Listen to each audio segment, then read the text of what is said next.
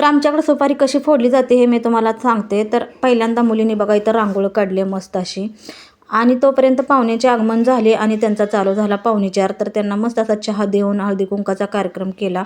आणि हे बसलेले आहेत ते माझ्या जावाच आहेत बरं का. तर त्या मला म्हणतात, तो हे आता वरमाई होणार आहे तर तू आता सवय करून घे. तर असं तर आता इकडे बघा ही दोन नवरदेवच आहेत. तर त्यांना नटवायला कोणी नाही, तर दोघंच एकमेकाला नटवत आहेत. तर यांचंही लग्न होणार आहे एका महिन्यात. तर नवरदेवाच्या मामाचे आगमन झाले बरं का. तर सगळे पाहुणे वाट बघत होते आणि त्यांना यायला उशीर झाला. तर सगळी वाट बघत होती, कारण ह्या दिवसाचा मामालाच मान असतो.